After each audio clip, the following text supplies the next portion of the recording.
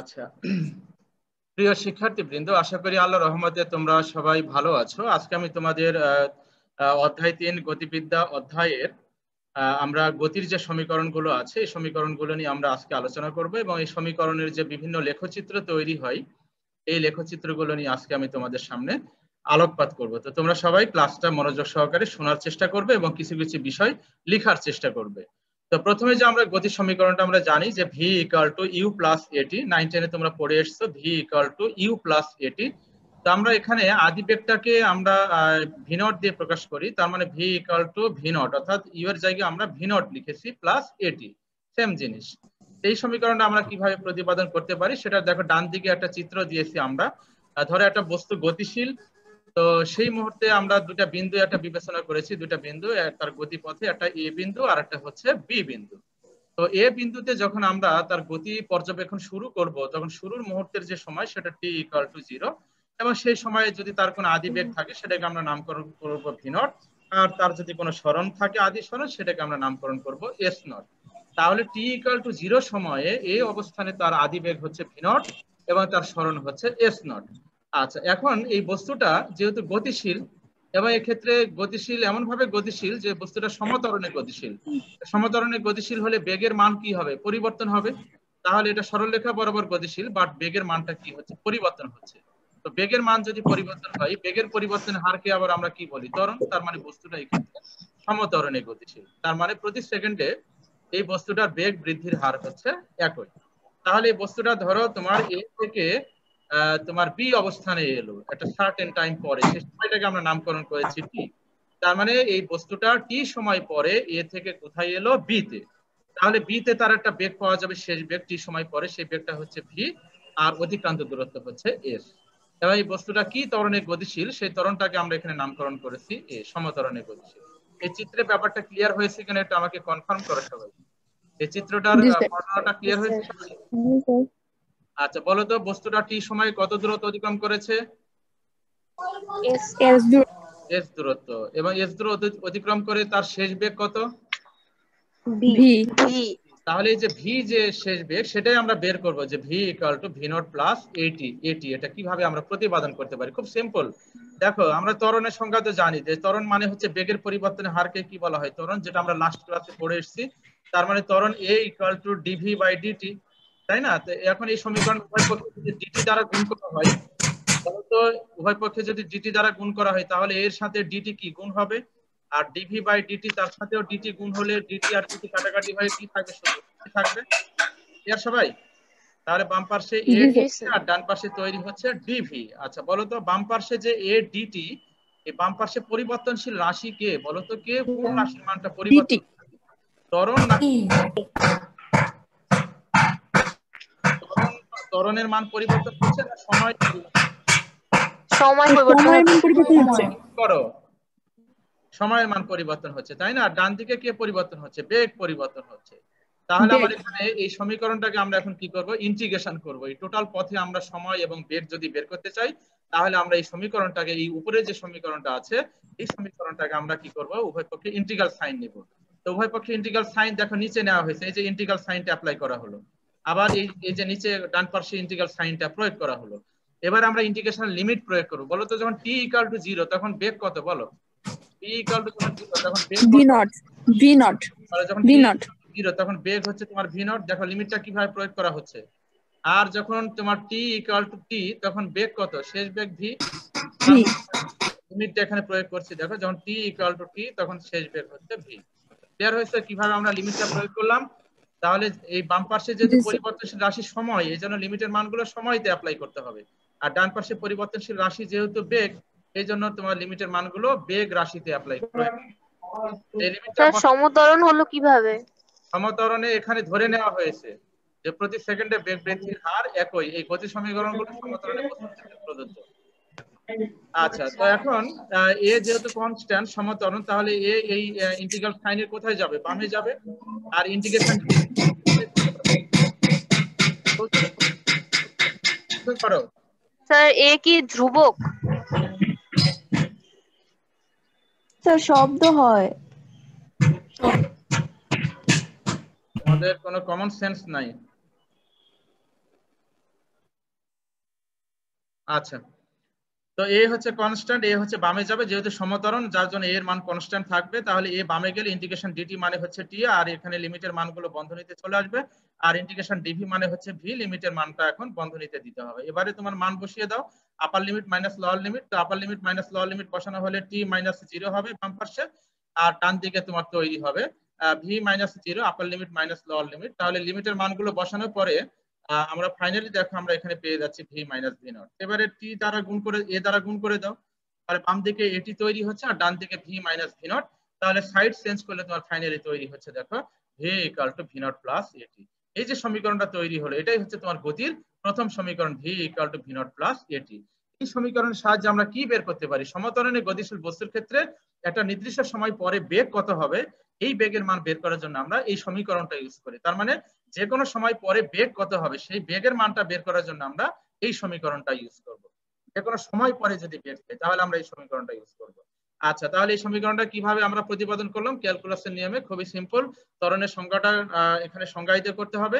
এবারে ত্বরণের সংজ্ঞা, যে সংজ্ঞাটা দেওয়া হলো সেটাকে ম্যাথমেটিক্যালি লিখবে, তারপরে তোমার এখানে উভয় পক্ষে ডিটি দ্বারা গুণ করে ইন্টিগ্রেশন নিয়ে লিমিট অ্যাপ্লাই করে তারপরে ইন্টিগ্রেশন করলে ফাইনালি আমরা এটা পেয়ে গেলাম। আচ্ছা, এবারে দেখো আমরা আরেকটা গতি সমীকরণ পড়ছি, s equal to s naught plus v naught t plus half a t square, যেটা তোমরা 9 জানো s equal to ut plus half a t square। আমরা এখানে একটা আদি সরণ ধরে নিয়েছি যে s naught এর যদি কোনো মান থাকে তাহলে s naught টা এখানে রাখতে হবে, আর s naught যদি 0 হয় তাহলে তোমার ওই যে s equal to v naught t plus half a t square যেটা তোমরা 9 পড়েছো সেই সমীকরণটাই তৈরি হবে। তো সেটা তো আমরা যাবো আস্তে আস্তে, এই চিত্রের আলোকে এখন আমরা এটা প্রমাণ করব। তো প্রথমে এই সমীকরণটা প্রমাণ করার জন্য v equal to v naught plus at এই প্রমাণটা কিন্তু লাগবে, যেটা আমরা বাম পাশে অলরেডি করে নিয়েছি। তাহলে সেখান থেকে আমরা রিকল করলাম v equal to v naught plus at। এবারে দেখো আমরা এই বেগটাকে আমরা ডিফাইন করব। বেগ মানে কি? বেগ মানে কি? সরণের হারকে কি বলা হয়? বেগ। তার মানে ওই ভি এর পরিবর্তে আমরা এখানে কি লিখলাম? dt of s। কেননা সরণকে সময়ের সাপেক্ষে একবার ডিফারেন্সিয়েট করলে আমরা বেগ পেয়ে যাই, যেটা হচ্ছে বেগের ক্যালকুলাসের ভাষায় ডেফিনেশন। তাহলে ভি এর পরিবর্তে ds বাই dt, আর ডান পাশে যা আছে v naught plus at, v naught plus at লিখতে হবে। এবারে আমরা কি করব? উভয় পক্ষে dt দ্বারা গুণ করব। তো উভয় পক্ষে যদি dt দ্বারা গুণ করা হয় তাহলে বাম পাশের ds থাকবে, নিচের dt আর উপরের dt কাটাকাটি হয়, বাম পাশে ds থাকবে, আর ডান দিকে তোমার v naught এর সাথে dt গুণ হবে, আর at তার সাথেও dt হবে, গুণ হবে। তার মানে আমরা এই উপরের সমীকরণে উভয় পক্ষে dt দ্বারা গুণ করলাম। তো উভয় পক্ষে যদি dt দ্বারা গুণ করা হয় তাহলে আমার এই সমীকরণটা তৈরি হবে। এবার এই সমীকরণে উভয় পক্ষে আমরা ইন্টিগ্রেশন করব, তাহলে ইন্টিগ্রাল সাইনটা দিয়ে দিবে সব জায়গায়। তো দেওয়ার পরে এখন লিমিট প্রয়োগ করতে হবে। আচ্ছা, এখন লিমিট প্রয়োগ করার ক্ষেত্রে তোমার এখন কিভাবে লিমিটটা প্রয়োগ করবে সেটা একটু দেখো, তোমরা বলতে পারো কিনা। আমি একটু তোমাদের আনমিউট করে দিলাম, তোমরা কি আমাকে শুনতে পাচ্ছ সবাই? জি স্যার, শোনা যাচ্ছে। আচ্ছা, তোমাদের কারণে, তোমাদের কি বলে নির্বুদ্ধিতার কারণে আমাকে মিউট করতে বাধ্য হচ্ছি আমি। এত কমন সেন্সলেস তোমরা, যে শব্দ হলে আমি বারবার বলছি যে মিউট করো, এটাও তোমরা বুঝো না। আচ্ছা, অথচ সায়েন্সে পড়ো, দ্যাট ইজ ভেরি ব্যাড। আচ্ছা, এখন বলো তো বাম পাশে ds আর ডান পাশে পরিবর্তনশীল রাশি কে dt সময়। তাহলে ইন্টিগ্রেশন করার পরে লিমিট যে বসাবো এখন আমরা, বলো যখন t ইকুয়াল টু 0, এই যে দেখো t equal to 0, t equal to যখন 0, এই যে এখানে 0 আবার এখানে লিমিটটা 0, তখন সরণটা কত হবে বলো তো? s naught। তাহলে দেখো এই যে s naught টা প্রয়োগ করা হলো। একইভাবে আপার লিমিটের ক্ষেত্রে এই যে চিত্রে যখন t ইকুয়াল টু t তখন সরণটা কত? s। তাহলে দেখো এই যে দেখো তোমার আপার লিমিটে যখন তুমি t ইকুয়াল টু t বসিয়েছো এখানে, এই যে এখানে t, তখন সরণটা কত হয়ে যাচ্ছে দেখো s। লিমিটটা বসানোটা ক্লিয়ার, বুঝতে পেরেছো সবাই? এবারে ইন্টিগ্রেশন করো, ইন্টিগ্রেশন ds মানে কত? s। এবারে লিমিটের মানটা বন্ধনীতে চলে আসবে। এবার v নট টা আদি বেগ কনস্ট্যান্ট, এটা একটা কনস্ট্যান্ট মান, সেটা বামে যাবে। আর ইন্টিগ্রেশন dt মানে কত? t, আর লিমিটের মানটা বন্ধনীতে আসবে। a সমতরণ, a কনস্ট্যান্ট, বামে যাবে। আর t dt মানে কত বলো? x dx মানে কত হয়? x স্কয়ার বাই 2, মনে আছে? জি স্যার। লেখাপড়া করো। তাহলে t dt মানে হচ্ছে t স্কয়ার বাই 2। এবারে লিমিটের মানগুলো প্রয়োগ করো, লিমিটের মানগুলো প্রয়োগ করলে ফাইনালি দেখো আমরা এই রেজাল্ট আমরা পেয়ে গেলাম, ফাইনালি আমরা পেয়ে গেলাম। লিমিটের মানগুলো প্রয়োগ করার কথা তার বারবার বলতে হবে না, তাই না? আপার লিমিট মাইনাস লোয়ার লিমিট, তো সেটা বসানো হলে ফাইনালি আমরা এই সমীকরণটা পেয়ে গেলাম, যেটা আমরা প্রমাণ করতে চেয়েছি। দেখো s equal to s naught plus v naught t plus half a square, তাহলে সেটা আমরা পেয়ে গেলাম s equal to s naught plus v naught t plus half a t square। এখন বলো তো আদি সরণ যদি 0 হয়, আদি সরণটা যদি 0 হয় তাহলে আমরা s naught এর পরিবর্তে কত লিখবো? 0। তো s naught যদি 0 হয় তাহলে এই জিরো মানটা যদি আমরা এখানে প্রয়োগ করি, এস নটের জায়গায় প্রয়োগ করি, তাহলে এটা কি বাদ হয়ে যাবে। তাহলে এটা বাদ হয়ে গেলে ফাইনাল আমরা কি পাচ্ছি এখানে, S equal to V naught T plus half এর টি স্কয়ার, যেটা 9 এ পড়েছে তোমরা। ক্লিয়ার হয়েছে কিভাবে এই সমীকরণটা আমরা বের করলাম? জি স্যার। জি স্যার। কারো বুঝতে সমস্যা হয়েছে কোথাও বলো? প্রথমে V equal two V naught plus এটি, এই প্রমাণটা বামে যেটা আমরা করেছি এটা করতে হবে এই প্রমাণের ক্ষেত্রে। তারপরে এই বেগটাকে আমরা ডিফাইন করলাম ডিএস বাই ডিটি, এবারে উভয় পক্ষে ডিটি দ্বারা গুণ করা হলো, করে ইন্টিগ্রেশন করে লিমিট বসানোর পরে ক্যালকুলেশন করলে আমরা এই রেজাল্টটা পেয়ে গেলাম। ক্লিয়ার সবাই? জি স্যার।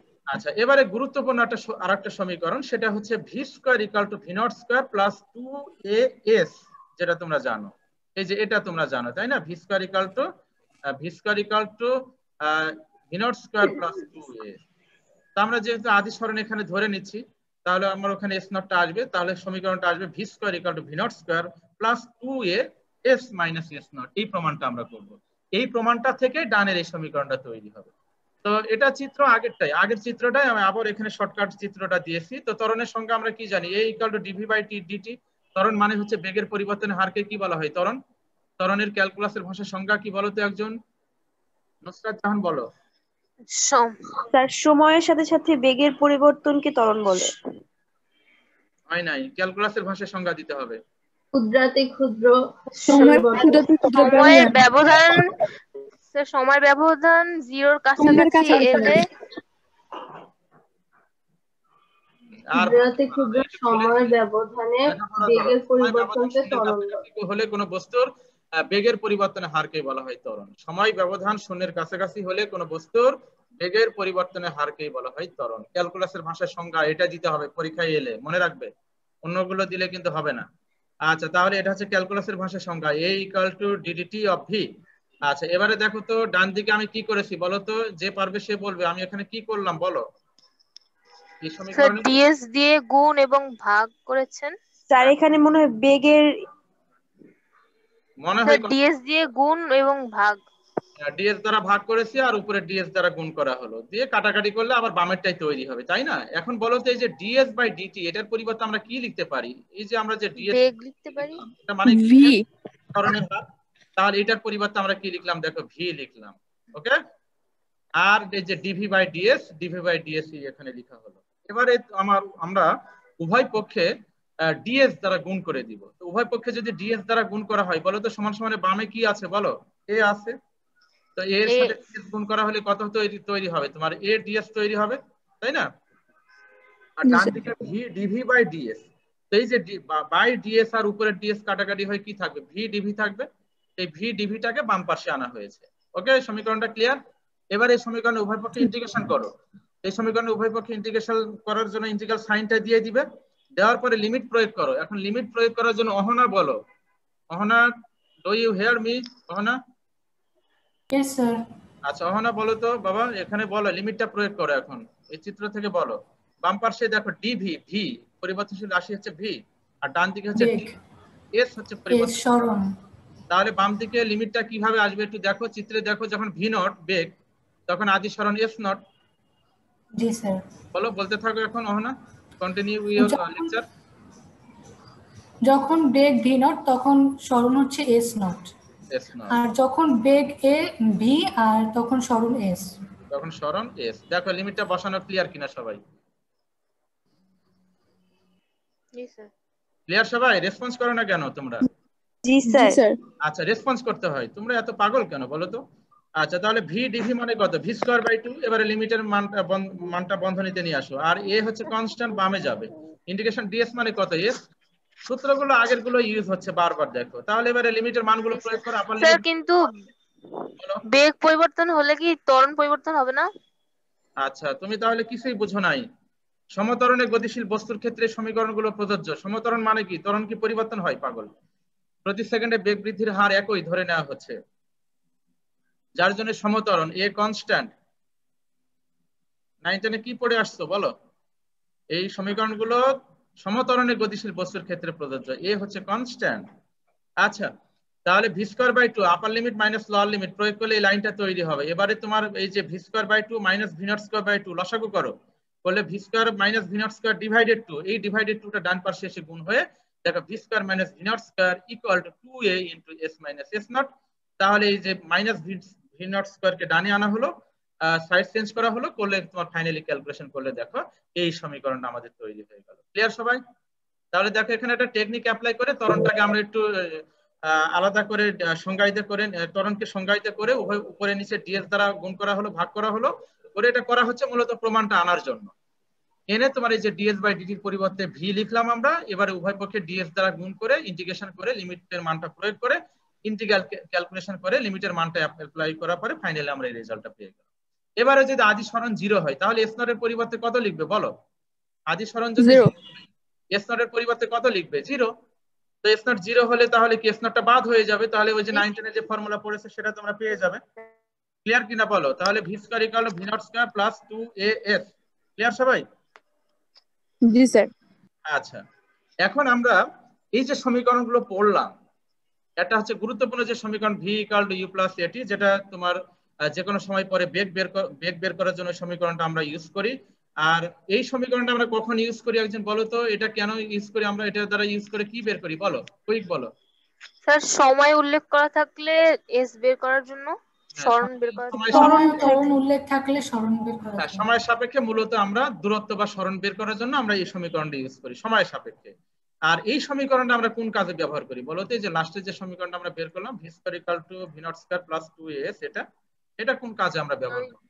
প্রত্যেকটা সমীকরণের কাজ ব্যবহার জানতে হবে। সময় উল্লেখ না করা থাকলে ব্যবহার করতে পারি। উল্লেখ না করা থাকলে যে সরণের সাপেক্ষে যদি বেগ চাই, এই যে বাম ডান দিকে যে এস আছে তাই না, এস মানে কি সরণ, সরণের সাপেক্ষে যদি বেগ চাই তখন আমরা তোমার কি করব? এই সমীকরণটা ইউজ করব। সময়ের সাপেক্ষে বেগ চাইলে এই প্রথম সমীকরণটা V equal two V naught plus এটি সময়ের সাপেক্ষে যদি বেগ চাই, আর সরণের সাপেক্ষে যদি বেগ চাই তাহলে আমরা এই ফর্মুলাটা ইউজ করব। দেখো তো সব সমীকরণের ব্যবহারটা ক্লিয়ার হয়েছে কিনা? আচ্ছা, এবারে আমরা আর এই ফর্মুলাগুলো মনে হয় তোমরা জানো, এই যে সমবেগের ক্ষেত্রে এস ইকুয়াল টু ভিটি, এটা তো জানা আছে আমাদের। সমবেগের ক্ষেত্রে দূরত্ব বের করার ফর্মুলা হচ্ছে এস ইকুয়াল টু ভিটি। আর সমত্বরণের ক্ষেত্রে যেটা আমি আজকে দেখাইলাম V equal two S equal to V naught T plus half A T square, এটা সমত্বরণের ক্ষেত্রে দূরত্ব বের করার ফর্মুলা। আরেকটা সূত্র সমত্বরণের ক্ষেত্রে বের করা হয়, দূরত্ব বের করার ক্ষেত্রে ব্যবহার হয়। এই সমীকরণটা তোমাদের জানা আছে কিনা বলো? এই যে সমত্বরণের ক্ষেত্রে এটা দিয়ে দূরত্ব বের করা যায়। শেষ বেগ, আদি বেগ প্লাস শেষ বেগকে 2 দ্বারা ভাগ করে সময় দ্বারা গুণ করলে আমরা কি পেয়ে যাই? সমত্বরণের ক্ষেত্রে দূরত্ব পেয়ে যাই। এই সমীকরণে কিন্তু ব্যবহার করা হয় অনেক সময় দূরত্ব বের করার ক্ষেত্রে। আর টি তম সেকেন্ডের দূরত্ব বের করার জন্য এই সমীকরণটা ইউজ করা হয়। এই সমীকরণটা তোমরা দেখেছো কখনো বলো তো? এই যে টি তম সেকেন্ডের, আচ্ছা টি তম সেকেন্ডের দূরত্ব বলতে কি বোঝানো হয় আমাকে একজন বোঝাও তো, কে পারবে সে বলো। স্যার শুধুমাত্র ওই তম সেকেন্ডে, হ্যাঁ স্যার 1 সেকেন্ডে তম সেকেন্ড। হ্যাঁ ভালো করে বলো, আমার কাছে এখনো ক্লিয়ার হয় নাই, আনসারটা এখনো পরিষ্কার হয় নাই। স্যার শুধু টি সেকেন্ডে, টি তম সেকেন্ডে। কেউই বলতে পারো না। যদি পঞ্চম সেকেন্ডে বলা হয় তাহলে 5 সেকেন্ডের যতটুকু দূরত্ব সেটা থেকে যদি 4 সেকেন্ডের দূরত্বটা বিয়োগ করি তাহলে যে 1 সেকেন্ডের দূরত্বটা বের হবে ওটা হচ্ছে পঞ্চমতম সেকেন্ডের দূরত্ব। তাহলে এই 1 সেকেন্ডের দূরত্বটা কোন কোন কোন সময়টা ইন্ডিকেট করছে বলো? পঞ্চম সেকেন্ড বলতে কোনটাকে ইন্ডিকেট করছে? 5তম সেকেন্ড। শুধুমাত্র পঞ্চম সেকেন্ড। পঞ্চম মানে ওই যে লাস্টের 1 সেকেন্ড। আমি এই কথাটা জানতে চাচ্ছি, পঞ্চম বলতে বোঝানো হচ্ছে ওই যে লাস্টের 1 সেকেন্ডে যাচ্ছে। ধরো এইটা 1 সেকেন্ড, আমার হাতটা দেখতে পাচ্ছ সবাই? জি স্যার। ধরো এইটা 1 second, 2 second, 3 second, 4 second, 5 second. এই যে আমার হাতটা এখন যেখানে আছে, এই এক সময় লাস্ট 1 সেকেন্ডে বস্তু কত দূরত্ব যায় সেইটা বের করার জন্য আমরা এই সমীকরণটা ইউজ করি লাস্ট 1 সেকেন্ডে। তো সেটা একজন উদাহরণ দিয়ে বললো যে পঞ্চম সেকেন্ডের দূরত্ব যদি আমরা বের করতে চাই 5তম সেকেন্ডে, তাহলে 5 সেকেন্ডে অতিক্রান্ত দূরত্ব থেকে তার পূর্ববর্তী সেকেন্ড তথা 4 সেকেন্ডের দূরত্ব বের করে ওই 5 সেকেন্ডের দূরত্ব থেকে 4 সেকেন্ডের দূরত্বটা মাইনাস করতে হবে। করলে অ্যাকচুয়ালি কোন সময়ের দূরত্বটা আমরা পাচ্ছি? লাস্টের 1 সেকেন্ডের দূরত্বটা পাচ্ছি, তাই না? তাহলে তম সেকেন্ডের দূরত্ব বলতে অ্যাকচুয়ালি লাস্ট 1 সেকেন্ডে বস্তুটা কত দূরত্ব অতিক্রম করে সেটা ইন্ডিকেট করে, এবং সেটা বের করার জন্য আমরা এই সমীকরণটা ইউজ করি। আচ্ছা ভাই? আচ্ছা, এখন আমরা লেখচিত্র করব। অনেকগুলো লেখচিত্র আছে কিন্তু এগুলো খুব গুরুত্ব সহকারে দেখতে হবে। আচ্ছা বলো তো, এগুলো প্রথমে আগে ম্যাথের লেখচিত্র আগে আমরা করি। বলো তো y = mx, এটা কিসের লেখচিত্র বলো তো? এটা মূল বিন্দুগামী সরলরেখা না? মূল বিন্দুগামী সরলরেখা জানা আছে কি সবার? একটু ভালো করে রেসপন্স করতে হবে। y = mx, এটা একটা সরলরেখা, নিচে আমি ড্রয়িং করেছি দেখো। আর y = mx + c বা c + mx, এইটা কি বলো তো? এটা কি মূল বিন্দুগামী সরলরেখা হবে না মূল বিন্দু থেকে একটু উপরের থেকে শুরু হবে? মূল বিন্দু থেকে। কেন মূল বিন্দু থেকে উপরে শুরু হচ্ছে? কেননা এই যে c হচ্ছে কনস্ট্যান্ট, একটা মান আছে এখানে। x যদি 0 হয় তাহলে y তো c, তার মানে এই যে মূল বিন্দু থেকে একটু উপর থেকে শুরু হবে হয়ে মূল বিন্দু এইরকম একটা সরলরেখা পাওয়া যাবে। তার মানে এটা হচ্ছে y অক্ষকে ছেদকারী একটি সরলরেখার সমীকরণ। ওকে। আর যদি y = c - mx হয়, c - mx মানে এক্ষেত্রে ঢালটা নেগেটিভ হবে। আচ্ছা, ঢাল নেগেটিভ হলে কি এখন এখানে যদি c আছে তাহলে মূল বিন্দু থেকে একটু উপরে শুরু হয়ে কোন দিকে যাবে? উপরে যাবে না নিচের দিকে নেমে আসবে? নিচের দিকে যাবে। কেন নিচের দিকে যাচ্ছে? কেন নিচের দিকে যাচ্ছে? কারণ ঢাল ঋণাত্মক। হ্যাঁ, ঢাল নেগেটিভ, এজন্য এটা নিচের দিকে যাচ্ছে। আর এই y = c + mx, এর ক্ষেত্রে ঢাল হচ্ছে পজিটিভ, ধনাত্মক, যার জন্য এই c থেকে শুরু হয়ে উপরের দিকে যাচ্ছে। দেখো তো এই তিনটা সমীকরণ লেখচিত্র ক্লিয়ার কিনা? জি স্যার। এখন ফিজিক্সে প্রয়োগ কোথায় সেটা একটু ভালো করে দেখো। ফিজিক্সে আমাদের এখানে প্রয়োগটা কোথায়?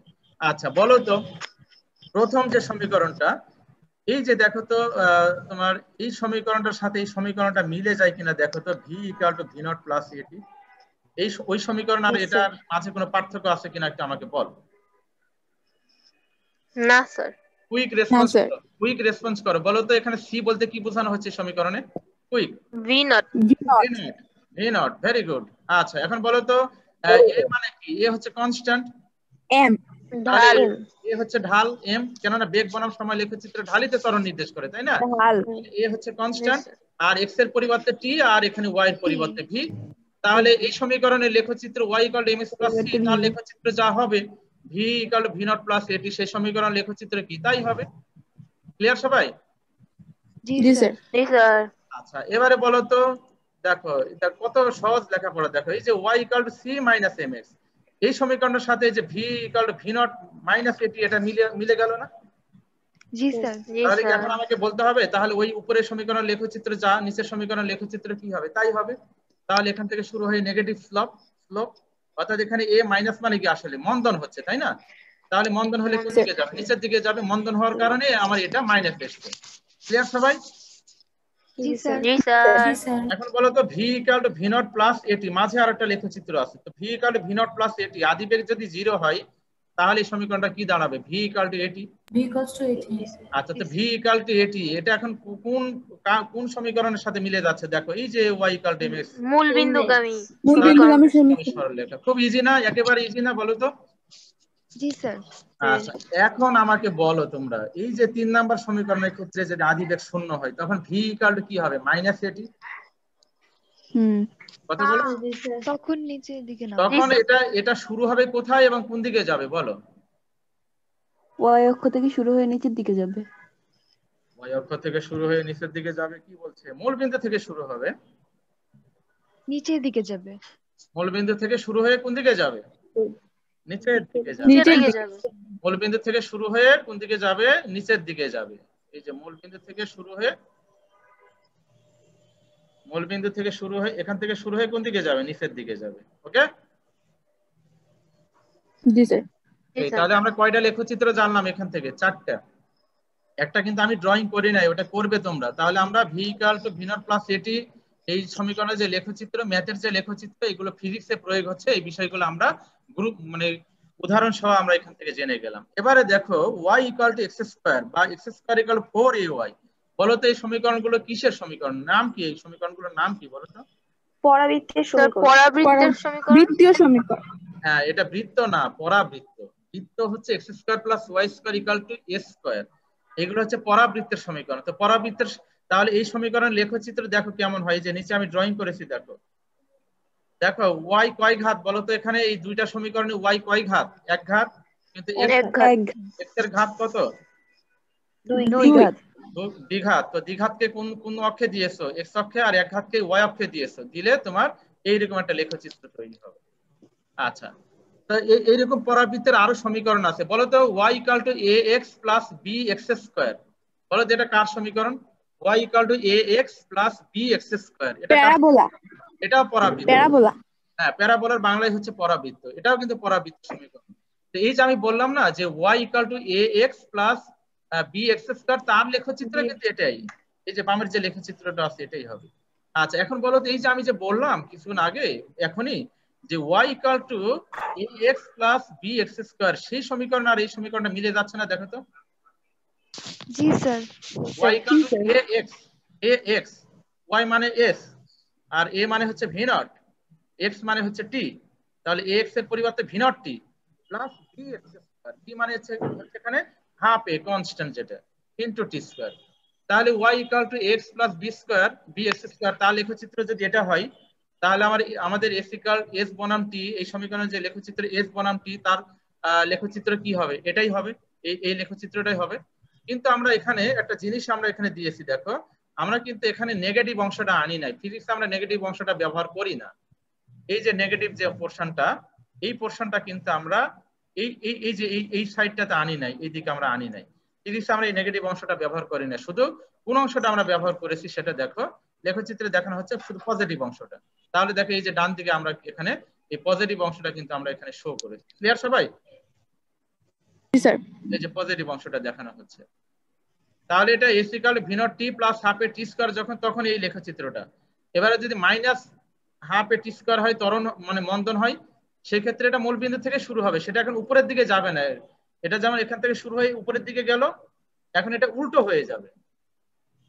আগে এখান থেকে শুরু হয়ে ডান দিকে গিয়ে উপরে উঠে গেল, আর এখন এখান থেকে শুরু হয়ে নিচের দিকে নেমে যাবে। ঠিক আছে? টি এর বিভিন্ন মানের জন্য তোমরা বাছাই করবে, v নট এর একটা মান ধরে নাও, a এর একটা মান ধরে নাও, এবারে টি এর বিভিন্ন মানের জন্য s এর মানটা বের করো, করে সেটা লেখচিত্রে স্থাপন করলে এইরকম একটা লেখচিত্র পাওয়া যাবে। এটা হচ্ছে পরাবৃত্তের সমীকরণ, লেখচিত্র। ক্লিয়ার সবাই? আর আদি বেগ যদি শূন্য হয় তাহলে এই যে প্রথম সমীকরণ s = v not t plus half a t square, এই সমীকরণ থেকে আমরা কি লিখতে পারি? s = half a t square, v নটটা 0 হওয়ার কারণে এটা v নট t বাদ হয়ে যাবে, তাহলে হাফ a t স্কয়ার। তাহলে এই সমীকরণের লেখচিত্র কি হবে বলো? দেখো প্রথম যে লেখচিত্রটা ছিল, এই যে s = v not t plus half a t square, তার সাথে আর এই সমীকরণের লেখচিত্রে কিন্তু একই লেখচিত্র, কিন্তু একটু পার্থক্য হবে। কি পার্থক্য হবে একজন বলো? দেখো এটা মূলবিন্দু থেকে শুরু হয়েছে, এটা মূলবিন্দু থেকে শুরু হয়েছে, কিন্তু স্যার এখানে v নট 0। হ্যাঁ কিন্তু না, লেখের মধ্যে কি পার্থক্য তৈরি হবে? দুইটাই তো মূলবিন্দু থেকে শুরু হয়ে উপরের দিকে উঠে যাচ্ছে, এটা মূলবিন্দু থেকে শুরু হয়ে উপরের দিকে উঠে যাচ্ছে, কিন্তু পার্থক্য কোথায়? পার্থক্য আছে, কিন্তু ব্যাপক একটা পার্থক্য আছে। সেটা কি? একদম স্যার নিচে ঢালটা থেকে একটু লেগে অন্যদিকে। তারপরে ঢালের ব্যাপারটা কে বললা একটু বলো তো। স্যার আমি বললে কি করে বুঝবো? পূজা? পূজা বণিক। আচ্ছা, পূজা পূজা বণিক। বণিককে অশেষ ধন্যবাদ। দেখো এইটার ক্ষেত্রে কিন্তু এই প্রথমটার ক্ষেত্রে s = v নট t, দেখো কত মজার লেখাপড়া, দেখো s = v not t plus half a t square, এগুলো বুঝে বুঝে পড়বে, তাহলে সারা জীবন মনে থাকবে। এটার ক্ষেত্রে দেখো হাফ a t স্কয়ারের সাথে v নট t কি যোগ হচ্ছে না? জি স্যার। আর এটা নির্দিষ্ট সময়ে এখানে s এর যে মান পাবে, আর এই নিচের সমীকরণে কি সেই একই মান পাবে না কম মান পাওয়া যাবে বলো? কম মান পাওয়া যাবে। কম মান পাওয়া যাবে। ওই সময়ের জন্য নিচের সমীকরণে s = half a t square কম মান পাবে, কিন্তু ফলে এই উপরের সমীকরণের ক্ষেত্রে লেখটা খুব দ্রুত উপরে উঠে যাবে, ঢালটা বেশি হবে। ওকে? আর নিচের সমীকরণের ক্ষেত্রে উপরে উঠে যাবে, বাট সেটা খুব দ্রুত উঠে যাবে না, এটা স্লোলি আস্তে আস্তে এটা উপরে উঠবে। তার মানে এই রেখাটার ক্ষেত্রে ঢাল আস্তে আস্তে বৃদ্ধি পাবে, আর এই রেখাটার ক্ষেত্রে ঢাল দ্রুত বৃদ্ধি পাবে। ক্লিয়ার হয়েছে সবাই? জি স্যার। আচ্ছা, দেখো কত মজার লেখাপড়া, এগুলো কিন্তু ভালো করে পড়তে হবে তোমাদের, খুবই গুরুত্বপূর্ণ লেখচিত্র, আমি সবগুলো দেখাচ্ছি তোমাদের। আচ্ছা, এবারে আমাদের আরেকটা সমীকরণ আছে, এই যে y = x, বলো তো এখানে দ্বিঘাত কে? y আর একঘাত হচ্ছে উপরেরটা, কি উপরে আমরা যেটা দেখাইলাম, এই উপরে যেটা করা হলো সেখানে x দ্বিঘাত ছিল, y একঘাত ছিল। আর এটার ক্ষেত্রে আমরা y হচ্ছে x একঘাত, এই যে y = x বা y = 4ax। তাহলে এটার ক্ষেত্রে লেখচিত্রটা হয় এই যে এইরকম, এই যে ডান দিকে যে লেখচিত্রটা আছে এই যে এরকম, এটাও পরাবৃত্ত। এখন আমরা ফিজিক্সের নেগেটিভ অংশটা, এই যে ফোর্থ কোয়াড্রেন্টে যেটা আছে এটা আমরা ব্যবহার করব না, শুধু ফার্স্ট কোয়াড্রেন্টটা ব্যবহার করব। আচ্ছা, তাহলে এখন এই সমীকরণটা কার সাথে মিলে যাচ্ছে এটা আমরা একটু ফিজিক্সে আসি। দেখো v = v not square plus 2as। আচ্ছা বলো তো আদি বেগ v নট কি? কনস্ট্যান্ট। আচ্ছা বলো তো s যদি 0 হয় তাহলে v এর মানটা কি 0 হবে? বলো তোমরা রেসপন্স করো। s যদি 0 হয়, এটা v বনাম s লেখ, ভি বনাম এস লেখ। দেখো এখানে উপরের সমীকরণটা একটু বুঝো, বলো তো দ্বিঘাতটাকে কোন দিকে দিয়েছে, কোন অক্ষে দিয়েছে? উপরে এখান থেকে বলো দ্বিঘাতকে কোন দিকে দিয়েছে? এক্স অক্ষের উপর, ওয়াই অক্ষে, ওয়াই অক্ষে। ভেরি গুড, ওয়াই এর উপরে দ্বিঘাত, তাহলে সেটা ওয়াই অক্ষে দেওয়া হয়েছে। আর এক ঘাতকে কোন দিকে দিয়েছি আমরা? এক্স অক্ষ বরাবর। তার মানে দ্বিঘাতের ওয়াইটাকে আমরা এক্স অক্ষে, ওয়াই অক্ষে দিয়েছি, আর এক ঘাত সেটাকে এক্স অক্ষে দিয়েছি। আচ্ছা এখন এই সমীকরণ থেকে বলো তো এক ঘাতকে এস এক ঘাত না, বলো এই যে এসটা কি? জি স্যার, এসটা হচ্ছে এক ঘাত, তার মানে এস আর এক্স কি সেম? ওকে। আর এখানে আমি একটু ইন্ডিকেট করে দেখাই তোমাদের, এই যে তোমার এখানে ওয়াই স্কয়ার আর ভি স্কয়ার এটা হচ্ছে সেম। দেখো ক্লিয়ার কিনা? তাহলে ভি কে আমরা কোন দিকে দিব? ওয়াই অক্ষে। আর এস কে কোন দিকে দিব? এক্স অক্ষে। দেখো বুঝতে হবে, কিন্তু না বুঝলে কিন্তু লেখ পারবে না তোমরা। এবারে নেগেটিভ অংশটা আমরা দিব না, তাহলে এখান থেকে শুরু মূল, এখন এটা কি মূল বিন্দু থেকে শুরু হবে না উপর থেকে শুরু হবে? উপর থেকে শুরু হবে। শুরু হবে, বল। এত সময় লাগে কেন? উপর থেকে শুরু হবে। কেন? ওয়াই? কারণ স্যার এখানে ভি নট আছে। কারণ ভি এর একটা মান আছে, ভি নট এর একটা মান আছে। ভি নট আছে, ভি নট, তার মানে এস জিরো হলেও ভি তো জিরো নয়, ভি তো ভি নট। এই জন্য তোমার এই মূল বিন্দু থেকে একটু উপর থেকে শুরু হবে, হয়ে তোমার এই যে এইরকম বক্ররেখা হয়ে যাবে, এই যে এরকম বক্ররেখা হয়ে যাবে। ক্লিয়ার হয়েছে কিনা বলো? জি স্যার। আচ্ছা, আর যদি মাইনাস হয় তাহলে এখান থেকে শুরু হয়ে কোন দিকে গিয়েছে? উপরের দিকে। আর মাইনাস হলে মানে মন্দন হলে কোন দিকে হবে? নিচের দিকে। নিচের দিকে যাবে, নিচের দিকে। নেগেটিভ ঢাল হবে, নিচের দিকে হবে। আচ্ছা বলো তো প্রথম সমীকরণে V square equal V naught square plus 2as, এখানে আদিবেগ যদি 0 হয় তাহলে কি হবে বলো? আদিবেগ 0 হলে ভি স্কয়ার ইকুয়াল 2as, তাই না? বলো কুইক রেসপন্স করো। ভি স্কয়ার ইকুয়াল 2as মূল বিন্দু থেকে শুরু হবে, তখন কিন্তু এটা মূল বিন্দু থেকে শুরু হবে। দ্যাট ইজ ভেরি ইম্পর্টেন্ট, দেখো মূল বিন্দু থেকে শুরু হবে। ক্লিয়ার কিনা আমাকে একটু বলো? জি স্যার। আচ্ছা এবারে দেখো, তাহলে আমরা অনেকগুলো লেখচিত্র পড়েছি, কিন্তু অনেকগুলো লেখচিত্র আমি নিয়ে আসছি, এগুলো সব মনে রাখবে, পরীক্ষায় থাকবে কিন্তু। এটা অনুধাবনমূলক প্রশ্ন হিসাবে পরীক্ষায় থাকে যে V equal V naught plus এটির লেখচিত্র ব্যাখ্যা করো, তাহলে লেখচিত্র ড্রয়িং করে ব্যাখ্যা করতে হবে। বা এস ইকুয়াল ভি নট টি প্লাস হাফ এ টি স্কয়ার, মাইনাস দিয়েও কিন্তু আসতে পারে, আমি সবগুলো এখানে দেখিয়েছি। আর আদিবেগ শূন্য হলে কি হয় এই গতি সমীকরণ লেখচিত্র, সেগুলো কিন্তু আমি এখানে দেখিয়েছি। আর সাথে সাথে ম্যাথের লেখচিত্রের সাথে ফিজিক্সের লেখচিত্র যে প্রয়োগ হচ্ছে ফিজিক্সের, সেই বিষয়গুলো আমি এখানে কম্পারেটিভ স্টাডি করার চেষ্টা করেছি। তো নিশ্চয়ই তোমরা বুঝতে পেরেছো। আচ্ছা এবারে রিফা তামান্না বলো, রিফা তামান্না বলো তো, শুনতে পাচ্ছ কিনা আমাকে রিফা? জি স্যার। রিফা কপালে হাত দিয়ে প্রোফাইল থেকে দেখো, কপালে হাত আছে লেখাপড়া নিয়ে, ভেরি গুড। আচ্ছা রিফা বলো তো ভি বনাম টি লেখ, এখানে দেখো একটা গতি আমি দেখিয়েছি, বলো একটা ও থেকে এ আর একটা এ থেকে বি, বলো তো এই গতিটা ব্যাখ্যা করো বস্তুটা, এই গতিটা এক্সপ্লেন দ্য গ্রাফ। রিফা পারছে না, যে পারো সে বলো। স্যার সমতরণ ও সমমণ্ডল।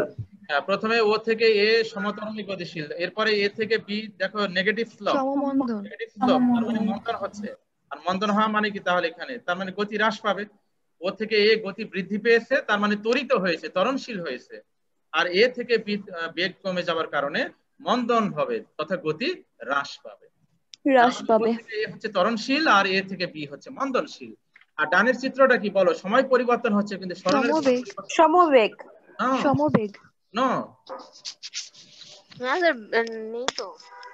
সমবেগ কে বলে? অবস্থায় পরিবর্তন হচ্ছে না, স্থির বস্তু। অবস্থারই তো পরিবর্তন, স্থির বস্তু, বেগই নেই। তো সরণ না থাকলে তোমার বেগ কই পাইছো তুমি? স্থির বস্তু থাকে, স্থির বস্তু।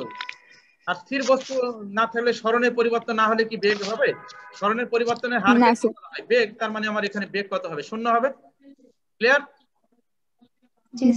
আচ্ছা এবারে আমরা একটা অঙ্কে যাই। দেখো একটা গতির সমীকরণ বলা আছে সরলরেখা বরাবর, s equal to 12a t square, এটা একটা গতির সমীকরণ। তো এই সমীকরণ সবগুলো রাশি SI এককে দেওয়া আছে। s টা হচ্ছে সরণ আর t হচ্ছে সময়। আচ্ছা কণাটির আদিবেগ ও ত্বরণ কত? 4 সেকেন্ড পরে কণাটির বেগ অতিক্রান্ত দূরত্ব 5 সেকেন্ডে কণাটির সরণ কত? আচ্ছা বলো তো আদিবেগ ও ত্বরণ বের করার জন্য দেখো s equal to 12t plus t square, এই সমীকরণটাকে দেখো আমি এইভাবে লিখতে পারি কিনা দেখো, যে পারবে সে একটু রেসপন্স করবে কুইক, যেহেতু সময় খুবই কম আমরা একটু কুইক রেসপন্স করি। এটাকে এইভাবে লেখা যায় কিনা বলো তো? এই যে 12t প্লাস t স্কয়ার কে 12t এখানে 2 দ্বারা ভাগ করলাম আর 2 দ্বারা গুণ করলাম, আচ্ছা এখন বলো তো এই যে সমীকরণটা তৈরি হলো s = 12t + half 2t square, এইটা কি s = v0t + half t square এর অনুরূপ না? জি স্যার। তাহলে এটার সাথে যদি আমরা কম্পেয়ার করি তাহলে v0 এর জায়গায় কে আছে বলো? 12 আর এর দেখো কত 2। তাহলে গতির সমীকরণ থেকে কিন্তু আমরা ত্বরণ বেগ বের করতে পারি। তাহলে আদি বেগ পেয়ে গেলাম 12 মিটার পার সেকেন্ড, ত্বরণ পেয়ে গেলাম 2 মিটার পার সেকেন্ড। এবারে 4 সেকেন্ড পরে কোণাটার বেগ ও দূরত্ব চেয়েছে, তো 4 সেকেন্ড পরে দূরত্ব চেয়েছে, তাহলে s = 12t + t স্কয়ার। এখানে 4 এর মান 4, t এর মান কত বসাবে 4, তাহলে s এর ওই সমীকরণে t এর মান 4 বসানো হলে তোমার 64 মিটার পেয়ে যাবে। আর বেগ বের করার ফর্মুলাকে v = v0 + at, এখানে তোমার v0 হচ্ছে 12 আর a হচ্ছে 2 আর t হচ্ছে 4 সেকেন্ড, ক্যালকুলেশন করলে 20 মিটার পার সেকেন্ড পেয়ে যাবে। এটাকে আবার আমরা ক্যালকুলাসের ভাষা দিয়ে বের করতে পারি। বলতো বেগ মানে কি? সরণের হারকে আমরা কি বলি? বেগ। তার মানে বেগ = ddT of s, তো ddT of s মানে কত? 12t + t square. এই সমীকরণটাকে আমরা ডিফারেন্সিয়েশন করছি। তো 12t কে ডিফারেন্সিয়েশন করলে কত হয় বলো? 12 t কে করলে 1 হয়ে যাবে, আর t স্কয়ার কে করলে কত হবে? 2t হবে, 2t হবে, 2t হবে। এবারে t এর মান কত বসাবে? 4 বসাবে, বসানোর পরে আগের রেজাল্ট আর এই রেজাল্ট হচ্ছে সেম। উপরেরটা দিয়েও করতে পারো, নিচেরটা দিয়েও করতে পারো, কোনো সমস্যা নেই। আর তম সেকেন্ডে চেয়েছে, কততম সেকেন্ডে দূরত্ব চেয়েছে? পঞ্চম সেকেন্ডে। তো পঞ্চম সেকেন্ডে দূরত্ব চাইলেও যে t তম সেকেন্ডে যে সমীকরণটা ওটা অ্যাপ্লাই করতে হবে। তাহলে s t t 12 প্লাস মানে 12 প্লাস 2 ওইটা কিভাবে হলো? অহনাকে লেখাপড়া করতে হবে, আগের লেখাপড়াগুলো একটু করতে হবে। ভেক্টরের ডিফারেন্সিয়েশনটা একটু দেখবে, হ্যাঁ যেখানে ডিফারেন্সিয়েশন প্রয়োগ করা হয়েছে, ডিফারেন্সিয়েশন করা হয়েছে, একটু দেখে নেবে আগের ভিডিওটা। আচ্ছা s t, তাহলে এখানে t এর মান হচ্ছে 5, এবারে v0 জানা আছে, a জানা আছে, t এর মান 5, ক্যালকুলেশন করলে তোমার 21 মিটার পেয়ে গেলাম। দেখো ক্লিয়ার হয়েছে কিনা? একটা অঙ্ক আমরা করলাম, জি স্যার। সমীকরণ দেওয়া আছে। এবারে দেখো এখানে একটি বাস চলতে শুরু করলো, সাথে সাথে একজন বাসের যাত্রী 16 মিটার পিছন থেকে যাত্রীটি বাস ধরার জন্য দৌড় দেয়। বাস ও যাত্রী বেগ বনাম সময় লেখচিত্রে নিচে দেখানো হলো।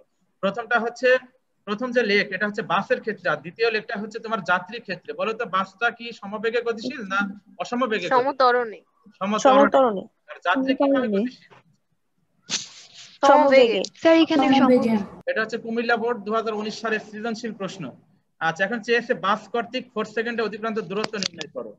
বাস কর্তৃক 4 সেকেন্ডে অতিক্রান্ত দূরত্ব বের করতে চেয়েছে 4 সেকেন্ডে। আচ্ছা তো দূরত্ব বের করার ফর্মুলা কি? আমরা কি কি জানি? s = v0, দুইটা অনেকগুলো ফর্মুলা আছে কিন্তু, v0 প্লাস আদি বেগ ভাগ 2 × t। আচ্ছা বলো তো এই সমতরণের এই বস্তুটার ক্ষেত্রে, বাসের ক্ষেত্রে এখানে আদি বেগ কত বলো তো? 0। আর বলো 4 সেকেন্ডে তার বেগটা কত বলো? 4 সেকেন্ডে 8 দেখো চিত্রে দেখাই যে 4 সেকেন্ডে বেগ হচ্ছে এই যে 8। তাহলে আমরা এখানে দেখো এই যে 0 + 8 / 2 আর সময় যেহেতু 4, তাহলে গুণ করলে 16 মিটার পেয়ে গেলাম। খুবই ইজি অঙ্ক না?